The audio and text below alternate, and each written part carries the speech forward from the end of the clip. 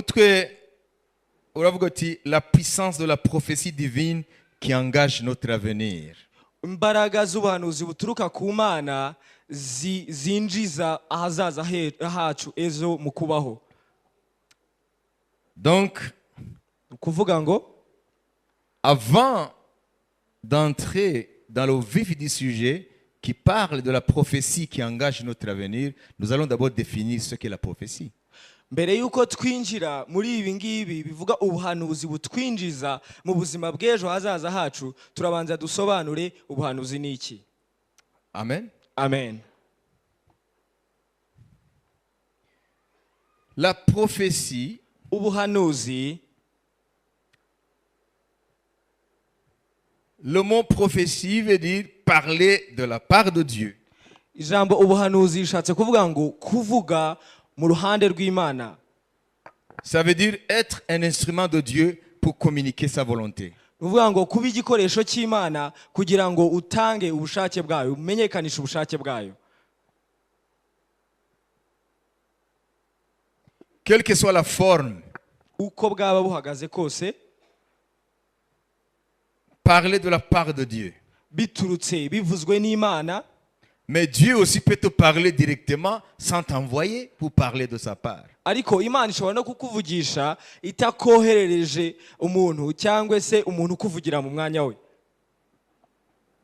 Amen. Amen. Alléluia. Amen. Dieu parle de la puissance de la prophétie. Imana ivuga ku mbaraga z'ubuhanuzi. D'où son importance capitale pour la destinée de nos vies.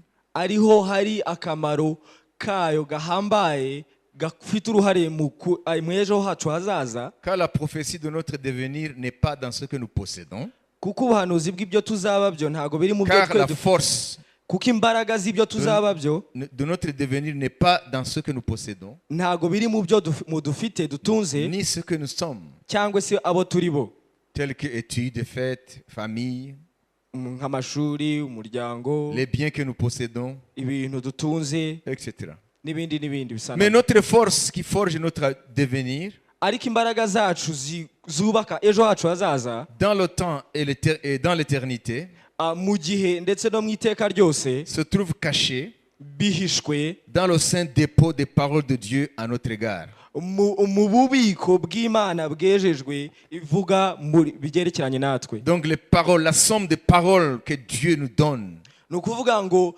ingano y'amagambo Imana iduha. Ces paroles, ce sont elles dans laquelle est cachée la force qui va déterminer ce que sera notre vie demain. Aho niho hahishe imbaraga zacu zivuga ziyobora icyo tuzaba cyo ejo hazaza. Qu'est-ce que Dieu a dit sur ma vie? Ni iki Imana yavuze ku buzima bwanjye?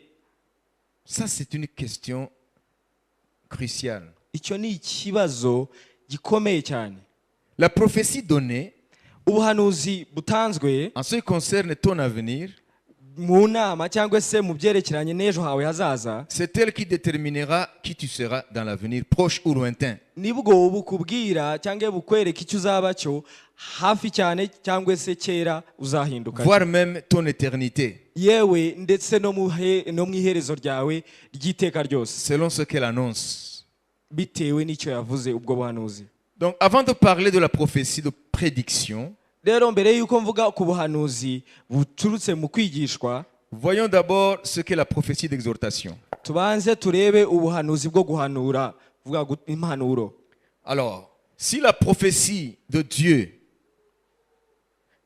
nimba ubuhanuzi bw'Imana ikubwira wowe cyangwa ikoresha un intermédiaire, undi muntu cyangwa marayika wayo, donc c'est Dieu qui révèle son cœur à travers la prophétie. Imana iguha ubuhanuzi uko buje kose, ni Imana ihishura icyo ikubwira mu buhanuzi. Mais toute prophétie ne vient pas de Dieu. Ariko ubuhanuzi bwose nibuturuka ku Mana.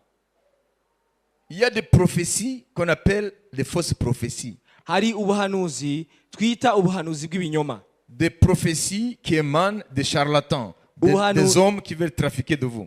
Ubuhanuzi buturuka ku nzererezi cyangwa abantu bashaka kubatekaho umutwe. Kandi muri iki gihe bureze. And there is an abundant that kind of prophecies in these days. Les gens jouent avec la prophétie. Abantu bakina n'ubuhanuzi.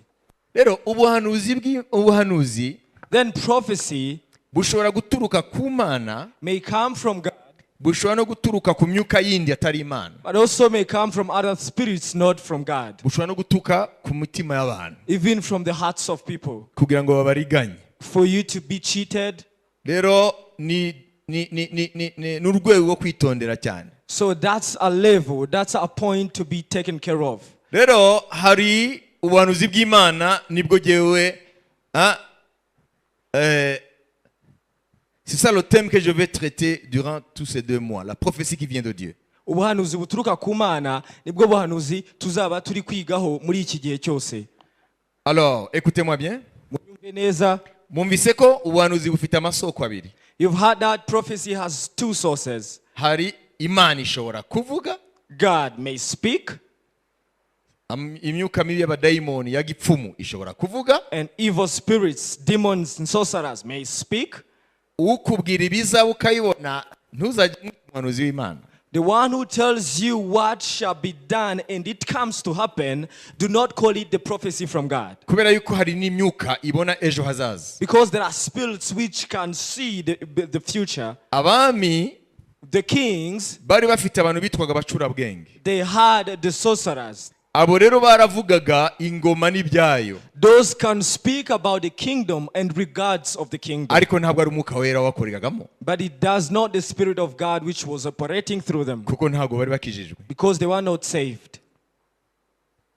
Nimba ugeze aho uvuga uti amen. If you there, say amen. Ni ukuvuga ngo kukubwira ibizaba bikanaba ntibivuga ko ari kashe yuko ari Imana yavuze. Meaning, telling you the future and it come to happen, it doesn't mean that it is coming from God. Rero tuzareba ibi byose aho ukuntu ushobora kugenzura nimba ko kubuhanuzi ari bw'Imana. So we shall be seeing how you can discern whether it is the prophecy from God. Hari ubuhanuzi rero bw'Imana, So there is a prophecy from God, hari ubuhanuzi bw'imyuka ya gipfumu, and there are prophecies from sorcerers, hariho n'ubuhanuzi abantu bihimbira. and there are also the invented prophecies from people. Atari Imana yababwiye, atari n'imyuka ya gipfumu yababwiye. Not God, not even coming from sorcerers. Rero ubuhanuzi bw'Imana So the prophecy of God, bwose ntago bivuga ibizaba. it does not tell always what shall happen. Kuko abantu bazi ko ubuhanuzi ni ukukubwira ibizakubaho. Because people think that prophecy is always about the future. La première chose qu'il faut retenir, Ikintu cya mbere tugomba kumenya, il y a différentes sortes de prophéties divines. hari ubuhanuzi mu buryo butandukanye buturuka ku Mana. Il y a la prophétie de prédiction, The prophecy coming from telling what to happen.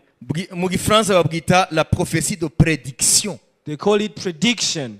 kuvuga ibizaba. What shall happen? Hari ubuhanuzi bw'Imana buvuga ibizaba. There is a prophecy from God saying about your future. En français, on l'appelle la prophétie de prédiction. Ça vient du verbe prédire, dire les choses en avance. Prediction. Hari ubuhanuzi buvuga ibizaba. Prophecy of prediction. Il y a aussi la prophétie d'exhortation, ubuhanuzi buhugura. The prophecy of exhortation. Nabwo n'ubuhanuzi. That's also, it's another kind of prophecy. Nimba bakurikiye uvuti amen. If you've heard me, say amen. Ubuhanuzi bwose ntago buvuga ibizaba. All prophecies does not say about predictions. Hari ubuhanuzi buvuga ibizaba. There is the predictions regarding prophecies. Icyo bita mu gifaransa la prophétie de prédiction. Predictions. Hariho n'ubuhanuzi buhugura, la prophétie d'exhortation. There is also the prophecy of exhortation. Amen. Amen. Nuzumva Imana ivuga ariko umwuka w'Imana ntavuga ibizaba, akavuga ibintu biguhugura, wibaze ngo ntabwo ari prophecy. When you hear God telling you like a kind of exhortation, do not think that's not prophecy. Amen. Amen. Imana iteka ntabwo ivuga ibizaba gusa, ifite byinshi ishaka kuvuga. Always God does not speak about predictions. He has a lot to say. Kugeza aho mwakurikiye? Up to there, are you following? Vuga uti amen. Say amen. Amen. Amen. Alléluia. Amen. Avant de parler de la prophétie de prédiction, mbere yuko tuvuga ku buhanuzi bw'ibizaba, voyons d'abord ce que la prophétie d'exhortation est. tubanze turebe ubuhanuzi bwo guhugura icyo ari cyo. Acte 15, 32. Byakozwe n'intumwa 15 ku murongo wa 32. Yuda na Sila kuko nabo bari abahanuzi bahuguza bene data amagambo menshi barabakomeza. Amen. Amen. Amen. Judas et Silas, Yuda na Sila, qui étaient eux-mêmes prophètes, nabo bari abahanuzi, parlèrent longuement aux frères pour les encourager et les fortifier dans la foi. bahugura bene data kugira ngo babakomeze mu kwizera. Vous voyez? Murebe kubibona? Ici, la Bible mentionne deux prophètes. Hano Bibiliya igaragaje abahanuzi babiri. Umwe muramuzi ko tujya tumuririmba no mu ndimi y'Igiswahili. Paulo na Sila waliomba, Paulo na Sila waliomba, milango ya gereza ikafunguka. Cet homme qui s'appelle Silas, il était prophète. Uyu muntu yitwa Sila yari umuhanuzi. Et il faisait partie de l'équipe apostolique de Paul. Kandi yari ari mu itsinda Paulo yari akuriye. Itsinda ry'intumwa. Itsinda ry'intumwa Paulo yari akuriye. Alors, écoutez-moi bien. Munyumve neza. Qu'est-ce que la Bible dit, ce que nous venons de lire? Niki birivuze ibyo tumaze gusoma? Jude et Silas, Yuda na Sila, qui étaient eux-mêmes prophètes, nabo bari abahanuzi, parlèrent longuement aux frères bahugura bene data pour les encourager kugira ngo babakomeze et les fortifier dans la foi. babakomeze mu kwizera. C'est quel genre de prophétie ici? Ni ubuhe bwoko bw'ubuhanuzi hano? Prophétie d'exhortation. Ubuhanuzi bwo guhugura. Jude et Silas ne sont pas arrivés là Ntago baje gutyo et commençaient à... Je suis pas l'Éternel, demain tu auras un véhicule formidable. Demain, non. ntago baje ngo bavuge ngo dore ejo uzagira imodoka bizagenda gutya. Hoya. Dans ces circonstances, Muri ubwo aho bari bari, Dieu les a utilisés par le canal de la prophétie d'exhortation. Imana yabakoresheje mu buyoboro w'ubuhanuzi bwo guhanura. En tant que prophète, Nk'abahanuzi il donnait des prophéties d'exhortation. batangaga impanuro mu buhanuzi. Voyons aussi d'autres cas où la prophétie a agi dans le domaine de l'exhortation. Turebe rero ahandi hantu ubuhanuzi bwaje mu rwego rwo gutanga impanuro. Hari icyo umwuka wari warinjiza muri wowe? Is there anything that you're gaining? Alors, on va lire vite 1 Timothée, Turasoma twihuse Timoteyo wa mbere, chapitre 1er, verset 18-19. igice cya mbere umurongo wa 18 wa 19. Mwana wanjye Timoteyo, ndakwihanangiriza nkurikije ubuhanuzi bwa kera bwahanuye ibyawe kugira ngo buduheshe kurwana intambara nziza, ukomeje kwizera kandi ufite umutima uticira urubanza. Uwo mutima bamwe barawuretse bahinduka nk'inkuge imenetse ku byo kwizera. Amen. 4:14. Igice cya 14 ku murongo, igice cya 4 ku murongo wa 14. Aho nyine, ntukirengagize impano ikurimo iyo waheshejwe n'ibyahanuwe ubwo warambikwagaho ibiganza by'abakuru. Amen. Amen. Amen. Alléluia. Amen. Qu'est-ce que la prophétie avait exhorté Timothée? Niki ubuhanuzi bwahuguraga Timoteyo? Paul dit, Paulo yavuze, le commandement que je t'adresse, Timothée, mon enfant, itegeko cyangwa se uko nguhugura Timoteyo mwana wanjye, selon les prophéties faites précédemment à ton sujet, bijyanye n'ubuhanuzi bwavuzwe mbere yawe kuri wowe, c'est que d'après les prophéties, nuko bijyanye n'ubwo buhanuzi tu combattes le bon combat urwana intambara nziza, en gardant la foi et une bonne conscience. ukomeze ukwizera n'umutima uticira urubanza. Les prophéties adressées à Timothée, ubuhanuzi bwabwiwe Timoteyo, c'était des prophéties de prédiction ese bwaba bwari ubuhanuzi bw'ibizaza sur la vie de Timothée. ku buzima bwa Timoteyo? N'ubuhanuzi umuhugura uko akwiye kwitwara. It's the prophecy of exhortation. Ce sont des prophéties d'exhortation. n'ubuhanuzi bumuhugura. Nous pouvons voir dans beaucoup de passages des prophéties d'exhortation. Dushobora kubona mu nkuru nyinshi ubuhanuzi buhugura. Amen. Amen. Il y a des prophéties qui nous poussent à l'action. Hari ubuhanuzi budusunikira kugira icyo dukora. Abami ba kabiri ibice bine It's Elijah. 16 2 Kings chapter 4 vuba verse 16. elisa aramubwira ati umwaka utaha nk'iki gihe uzaba ukikiye umwana w'umuhungu. Nawe aramusubiza ati oya databuja muntu w'Imana we wibeshye umuja wawe.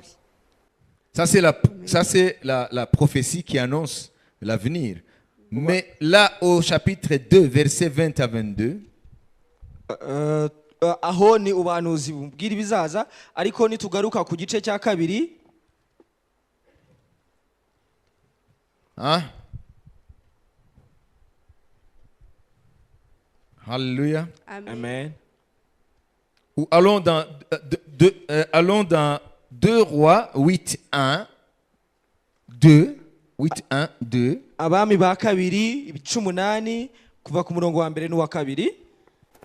Kandi elisa yari yarabwiye wa mugore yazuriraga umwana ati hagurukana n'abo mu nzu yawe ugende usuhukire aho uzashobora hose, kuko Uwiteka ategetse ko inzara itera ikazamara imyaka 7 mu gihugu. Nuko umugore arahaguruka abigenza atyo, akurikije ijambo ry'uwo muntu w'Imana, ajyana n'abo mu nzu ye asukira mu gihugu cy'Abafilisitiya amara y'imyaka 7. Amen. Amen. Amen. Ese uyu mushunemukazi yakira ubuhanuzi? Does this Shunammite receive the prophecy? Ubwa mbere bwamubwiye ko umwaka utaha azaba akikiye umwana w'umuhungu. Firstly, she has been told that next year she will bear a kid. Ubwo nubuhe buhanuzi? That's what kind of prophecy? C'est une prophétie de prédiction ni bizaba. Prediction. Amen. Amen. Noneho Elisha kandi asubiye kuri wa mugore. Then Elisha went back to the other same woman. Aravuga ngo Uwiteka azateza inzara mu gihugu, uhaguruke wowe n'umuryango wawe mugende aho mushaka aho muhitamo. Amen. Kubera ko inzara igira itere. And he told her that go away with your family, flee because God is about to bring the famine. Wa mugore afata urugo abo mu rugo rwe arahaguruka n'ibyo ashobora kuhagurukana aragenda. Amen. Mu gihugu cy'Abafilisitiya. Nukuvuga ngo uriya mugore yongeye guhabwa ijambo ry'ubuhanuzi ririmo ibintu bibiri. Ririmo prediction, abwiwe ko hazatera inzara, iyo ni future, nibizaba. Anasabwa kugira icyo akora. So this woman is receiving 2 kinds of prophecies. Firstly, is a prediction because she's told about the famine, but also she's told to do something about that famine. Nukuvuga ngo ubuhanuzi bw'Imana, It means the prophecy of God. arigiye buza bukubwira buguhugura. A time it may come exhorting you. Arigiye buza bukubwira ibizaba. A time it may come telling you about predictions Nta kimwe Imana igusaba gukora without God asking you to do anything about it. ari n'igihe Imana ikubwira ibizaba inagusaba kugira icyo ukora. But also at times God may tell you what shall come to happen, but also asking you to act on it. Ubwo rero n'ubuhanuzi. That's also a prophecy. Bwa mbere Imana ishobora kukubwira cyangwa ibwira itorero irihugura. God can tell you firstly, or the church exhorting it. Imana ishobora kukubwira cyangwa kubwira itorero ibizaba. God can tell you yourself or the whole church what shall happen. Kugira ngo mumenye uko muzahagarara. For you to know how you shall conduct yourself. Kugira ngo muhagarare nk'uko Imana ishaka muri ibyo bihe. And to go through willingly according to God's will. Hari n'igihe Imana ivuga ibizaba inagusaba kugira icyo ukora. But also God may tell you the predictions asking you to act on it. Amen. Amen. Hallelujah. Hallelujah. Iyo ni prophétie de prédiction. That's a prophecy of prediction. Imana ivuze ibizaba. God speaks what shall happen, ariko ntabwo yakubwiye ngo gira icyo ukora. but it doesn't tell you to do something. Ariko wowe ukwiye kumenya ibyo bihe uko uzahagararamo. But you should know how you should conduct yourself within that period. Ariko Imana ikubwira ibizaba ikanagusaba gira icyo ukora. But also times God may tell you what to come, but tell you how to conduct yourself. Hari ahantu henshi muri Bibiliya dushobora kubona ibyo. Many examples through the Bible we can see this. Ariko ubuhanuzi bushobora kuba mu buryo bushobora kuzaho mu buryo butandukanye. But also prophecy can come you in a different way. Imana ishobora kukubwira binyuze mu ijambo. God can speak to you through a word. Donc la prophétie par la parole. Ubuhanuzi buturutse mu ijambo. Imana ishobora kukubwira binyuze mu nzozi. God can speak to you through dreams. Kandi inzozi zose mukwiye kumenya ko atari iz'Imana. And you should know all dreams does not come from God. Imana ishobora kukubwira binyuze mu iyerekwa. God also can speak to you through a vision. Nashaka kubaha ingero. I'm giving you an example. Hari umuhanuzi w'Imana yitwaga Balamu. As a prophet of God called Balaam, Yaravuze ngo ndamubona ariko si hafi. he said, I can see him, but it's not nearby. Yari waravuga ibya Yesu Kristo. He was speaking about Jesus Christ. Ngo ndamubona ariko ntabwo ari muri myaka ya bugufi. I can see him, but it's not close. Ndamubona ariko ni mu myaka ya kera iri imbere. I can see him, but it's many years to come. Ngo inyenyeri zahaguruka mu Bayakobo. The star shall rise from Jacob, Kuko Yesu ni inyenyeri. because Jesus is the star. Ndamubona ariko ntabwo ari hafi. I see him, but he's not close. Inyenyeri zahaguruka mu Yakobo. The star is rising from Jacob. Ariho aravuga Yesu umucunguzi w'isi ko azahaguruka muri Isirayeli. He's speaking Jesus, the Savior of the world, to be raised from Israel. Imyaka isaga igihumbi na ataraza. Thousands years to come before he comes. Nuvuga ngo Balamu yariho aravuga Yesu mu buryo bw'ubuhanuzi ariko ubuhanuzi bw'iyerekwa. It means Balaam was speaking about Jesus in a prophetic way, but through a vision. C'est la prophétie par révélation, par vision. Ni ubuhanuzi buturutse mu iyerekwa. Hanyuma And then hakaba ari ubuhanuzi mu buryo bw'inzozi. there is also other prophecy coming from dreams. Hariho umugabo yari mu bagaragu ba Farawo yakoze ibyaha baramushyira muri gereza. There is a man among the maid servants of Pharaoh, and he committed a kind of misconduct, and he was in jail. Imana iramwereka ibizamubaho ko bazamuca umutwe. And God revealed to him what shall happen, that he may be beheaded. Balamu Imana yamweretse ibizaba binyuze mu iyerekwa. Balaam was shown what to come, but through a vision. Yuda na Sila bahuguye bene data binyuze mu buhanuzi kuko bari abahanuzi bahanuzi bwo kubahugura. Judas and Silas were taught by God, and they exhorted the brethren through that prophecy of exhortation. Donc Dieu peut parler par des songes. Imana ishobora kuvuga binyuze mu nzozi.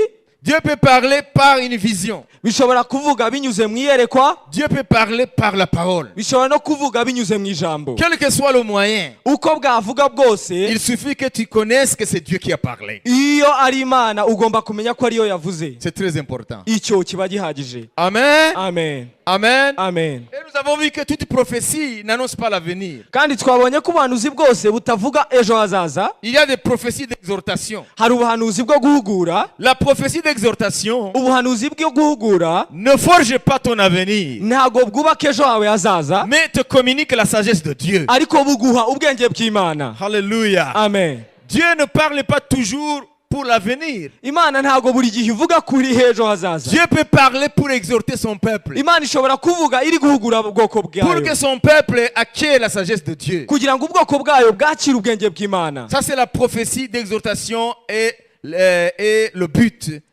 qu'elle poursuit. Ubwo ni ubuhanuzi bw'impuguro, kandi ni nayo ntego yabwo. Les gens n'aiment pas l'exhortation. Abantu ntago bakunda impuguro, Ils aiment bakunda la prophétie de prédiction. ubuhanuzi bw'ibizaba. Parce que quand Dieu t'exhorte, Kuko Imana iyo iguhugura, si tu es dans la chair, iyo uri mu mubiri, tu ne vas pas recevoir la parole de Dieu. ntago wakira ijambo ry'Imana. Parce que tu veux toujours une prophétie qui va te dire du bien de ce que Dieu fera pour toi dans le futur. kuko urashaka gusa ubuhanuzi bukubwira ibyiza iby'Imana izagukorera ejo hazaza. Mais la prophétie ne viendra pas toujours pour te conforter. Ariko Imana ubuhanuzi ntabwo buzaza buri munsi mu kuguhumuriza.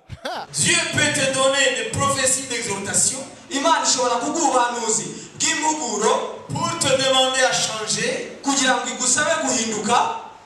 Amen. Amen. Pour te donner la sagesse. Iguhe ubwenge. C'est pour t'exhorter. Kugira ngo iguhugure. Parce qu'il t'aime. Kuko igukunda. Il te donne des conseils. Iguha impanuro. Nous avons vu que les prophètes Jude et Silas, ils ont encouragé et fortifié la foi des disciples. Twabonye yuko abahanuzi Silas na Yuda bakomeje basubizamo imbaraga abera. Ubuhanuzi bwabo bwari bwo kubatera intege bakomeze mu mwami ndetse no kubakomeza bakomere mu mwami ukwizera kwabo ni kujegajega. Their prophecy was to strengthen these brethren to stand firm in their faith.